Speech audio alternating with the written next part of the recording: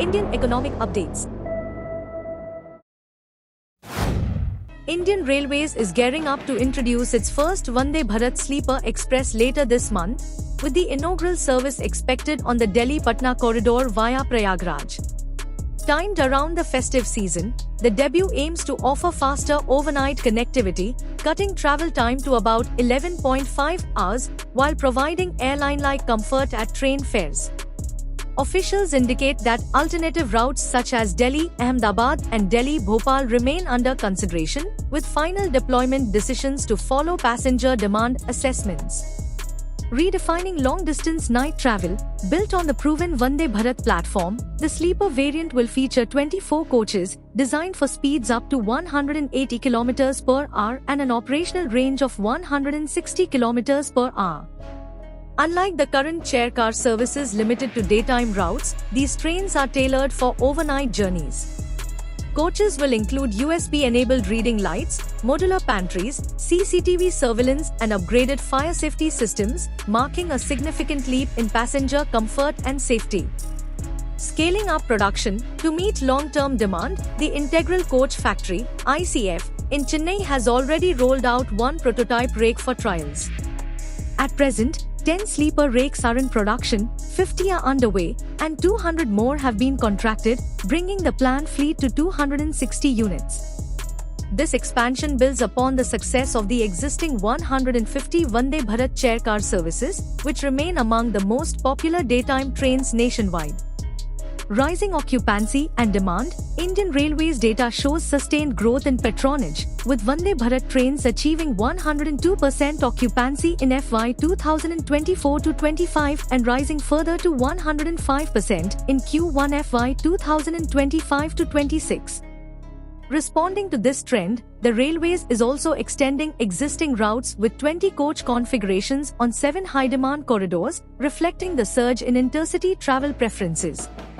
Part of a larger modernization drive, the introduction of sleeper services aligns with the Railway's broader modernization strategy.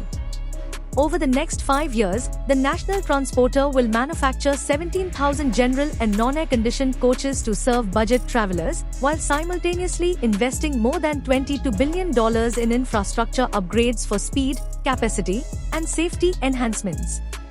Strategic leap forward, with the Vande Bharat sleeper rollout, Indian Railways is not only addressing demand for faster overnight travel but also setting the stage for a wider transformation of long-distance passenger services, balancing premium comfort with mass mobility across India's rapidly expanding rail network. Prime Minister Narendra Modi unveiled a sweeping set of infrastructure projects across Manipur and Mizoram, emphasizing railways, highways, healthcare, and education as part of the centre's Act East policy. The initiatives, worth more than 22,000 crore rupees, are being hailed as a decisive step in integrating the Northeast with India's economic growth story. Aswal gets direct rail link to Delhi. In Mizoram, the Prime Minister inaugurated the long-awaited Bairabi-Serang railway line, connecting the state capital Aswal to India's rail network for the first time. Built at a cost of 8,070 crore rupees, the 51 km line is regarded as an engineering feat, cutting through some of the region's most challenging terrain. The project includes 45 tunnels, 55 major bridges, 87 minor bridges, and India's tallest pier bridge at Serang, which stands at 114 meters. The new alignment, extending from Bairabi on the Assam-Mizoram border to Serang just 20 km from Aswal, also brings 4 new stations: Hortoki, Kampui, Mulkhang, and Serang. With this, Aswal becomes the 4th northeastern capital after Guwahati, Agartala, and Itanagar to be linked directly to the national railway grid. To mark the milestone, Modi flagged off 3 long-distance trains: the Serang-Delhi Rajdhani Express, the Serang-Guwahati Express, and the Serang-Kolkata Express. These services will not only cut travel time but also ease the movement of essential goods, including food grains and fertilizers. Railway Minister Ashwini Vaishnav described the achievement as a leap across Himalayan geology, recalling how engineers had to stabilize loose terrain before tunneling could begin. Development push in Manipur. In Manipur, Modi made his first visit since the ethnic clashes of May 2023. At events in Churchandpur and Imphal, he laid foundation stones for projects worth 7,344 crore rupees. These include new urban drainage systems, solar power plants, school upgrades, and expanded healthcare facilities, particularly in remote districts. The Manipur Infotech Development (MIND) project was also launched to strengthen digital infrastructure and create job opportunities. A further 1,203 crore rupees worth of projects were inaugurated, including the new Manipur Bhavans in New Delhi and Kolkata, the Civil Secretariat at Mantripukri, a modern police headquarters, upgraded IMA markets, and new cultural and heritage parks. Manipur is stepping boldly into a future-ready era, Modi said, stressing that connectivity and innovation would form the backbone of growth.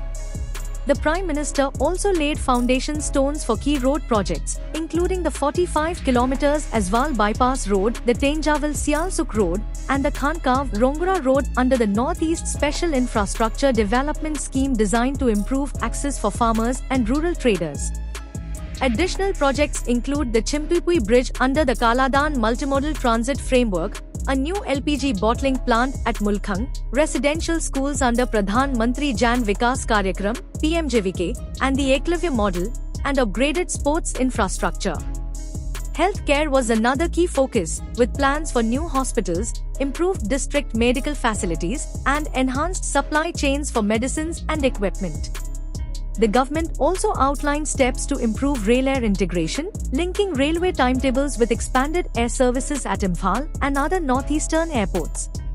The combined projects mark a mega transformation for the region, aimed at reducing isolation and positioning the Northeast as a hub for trade, tourism, and investment. These initiatives go beyond physical infrastructure, representing the integration of the Northeast into the nation's broader growth story. They also reflect a significant step in realizing the government's Act East vision, with Mizoram emerging as a key player in regional connectivity and cross-border trade. By improving market access and lowering transport costs, the new rail and road networks are expected to generate employment opportunities and attract fresh investments.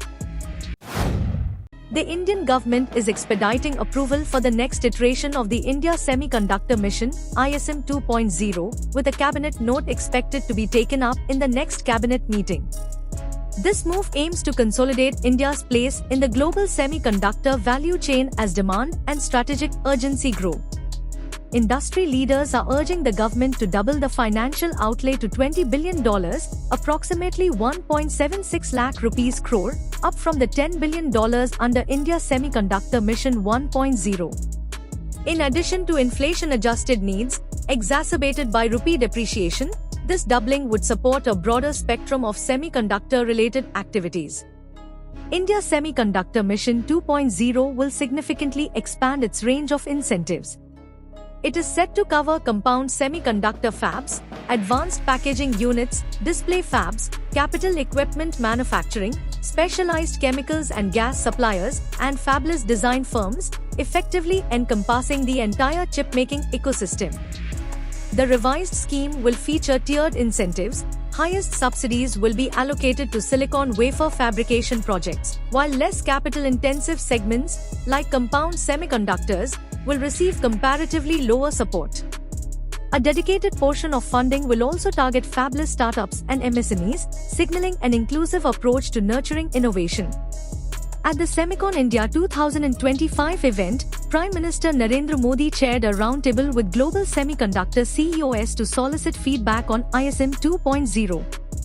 Executives confirmed that the government was committed to fast-tracking approvals and acknowledged the industry's call for nearly doubled support. Government officials added that India's Semiconductor Mission 1.0 is nearly fully subscribed, having already approved 10 major semiconductor projects, creating urgency for the new phase to sustain momentum. Moreover, underlining strategic priorities, the government is placing silicon carbides at the forefront of India's Semiconductor Mission 2.0. Silicon carbides components, known for their resilience at high voltages and temperatures, are critical for applications in electric vehicles, telecom, defense, aerospace, and industrial electronics. As India's Semiconductor Mission 2.0 progresses through its final drafting stages, the government's plans reflect a dual goal: strengthening domestic semiconductor capabilities and positioning India as a reliable, competitive global player in chip manufacturing and design.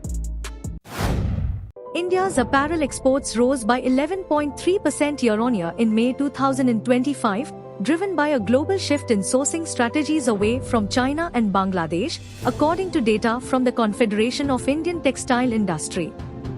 This marks continued momentum following sharp increases of 17.3% in September and 24.35% in October 2024, triggered by political instability in Bangladesh after the fall of the Sheikh Hasina government.